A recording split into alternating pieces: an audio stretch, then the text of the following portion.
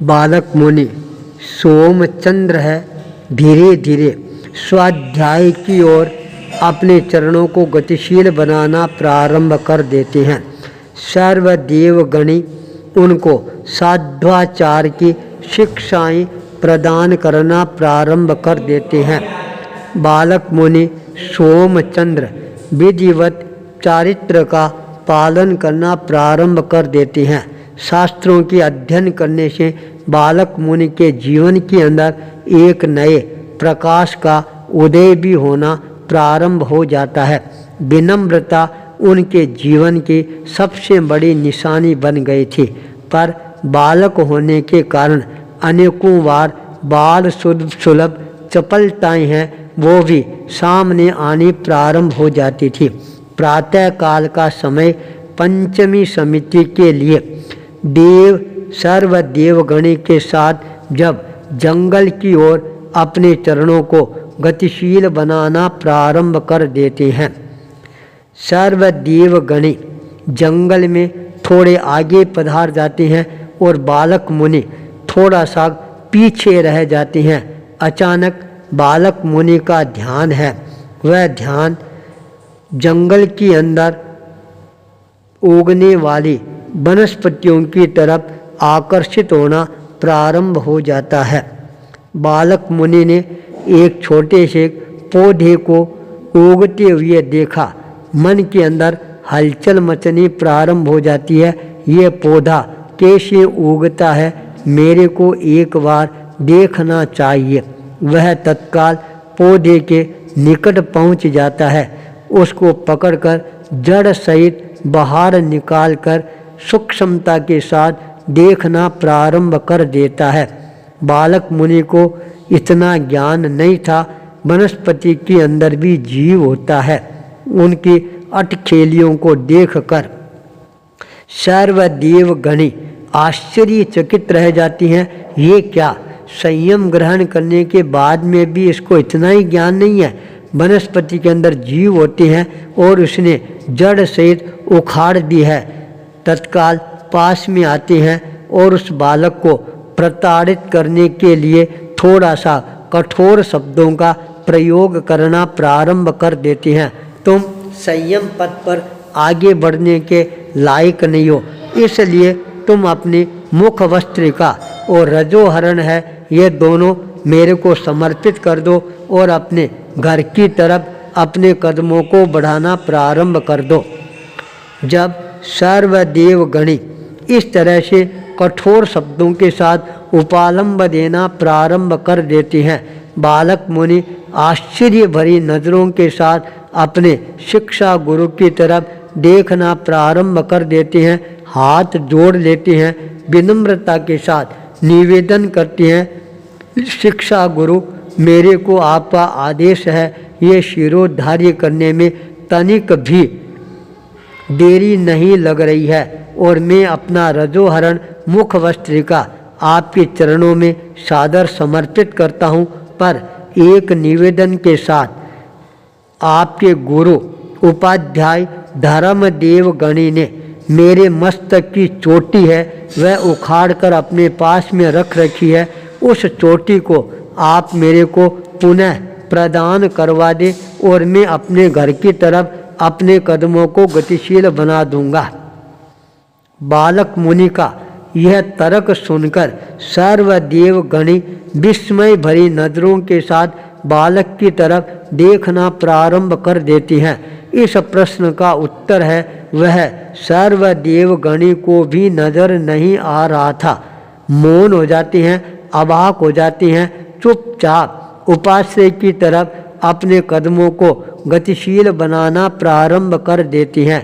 जब शिक्षा गुरु अपने कदमों को आगे बढ़ाना प्रारंभ कर देती हैं तब बालक मुनि सोमचंद्र है वो भी धीरे धीरे अपने कदमों को पीछे पीछे आगे बढ़ाना प्रारंभ कर देते हैं।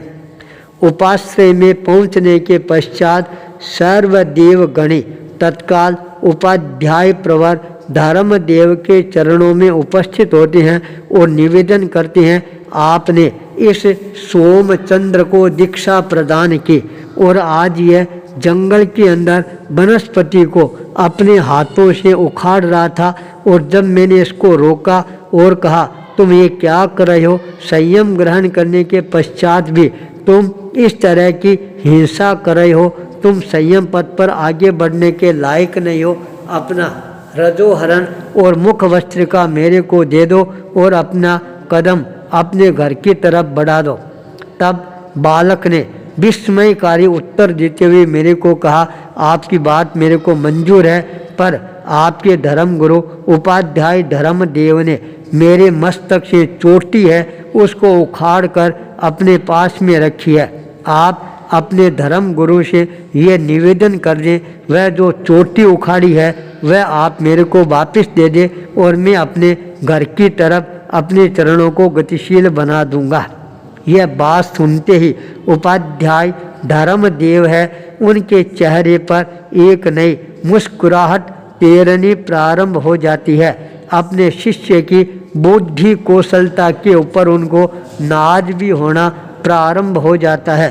सर्वदेव गणी को समझाते हुए कहा, ये बालक अद्भुत बालक है, इसकी तर्क शक्ति है बहुत ही तेज है, इसलिए इसको कोई भी बात कहना हो उससे पहले अपने को 5 बार सोच लेना चाहिए, वरना इसकी तर्क के सामने हमारे को मौन होना पड़ेगा, नतमस्तक होना पड़ेगा।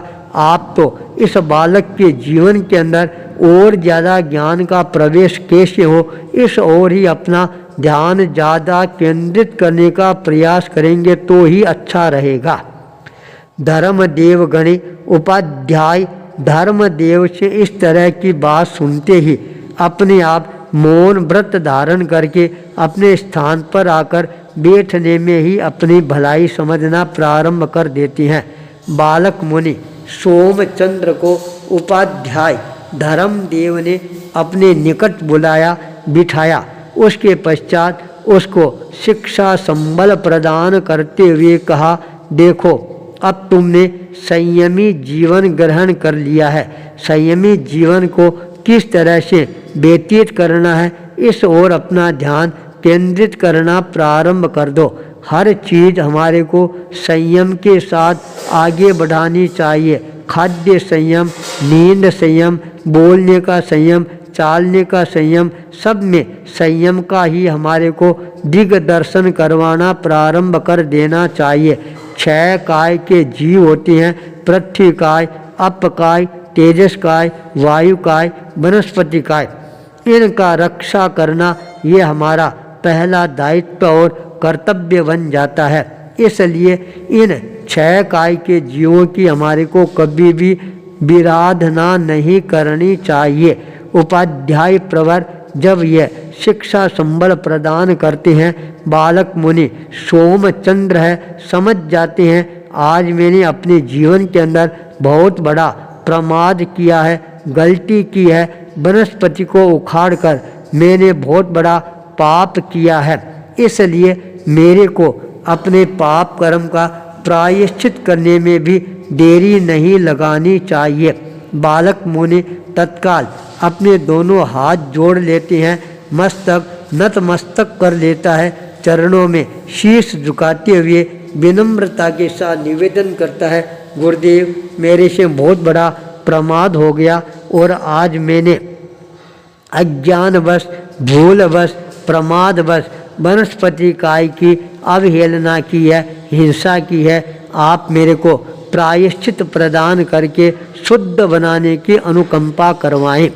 बालक के भीतर के अंदर विवेक का दीपक प्रज्वलित होते हुए देखकर उपाध्याय धर्मदेव है बहुत ही ज़्यादा प्रसन्नता की अनुभूति करना प्रारंभ कर देते हैं और यह दृढ़ निश्चय कर लेते हैं ये बालक बहुत ही ज़्यादा पाप भीरू है और आगे जाकर अपने आत्म साधना के द्वारा यह जैन शासन की महिमा को पूरे विश्व के अंदर गुंजायमान करने वाला है। उपाध्याय प्रवर ने संयम यात्रा में सावधान रहने का संदेश प्रदान करते हुए प्रायश्चित देकर बालक मुनि को शुद्ध बनाने में कोई प्रकार की देरी नहीं लगाती हैं। बालक मुनि अब अपने आप को सावधानी के साथ संयम पथ पर आगे बढ़ाना प्रारंभ कर देती हैं। संयम यात्रा प्रारंभ हो जाती है। आचार्य भूपेंद्र।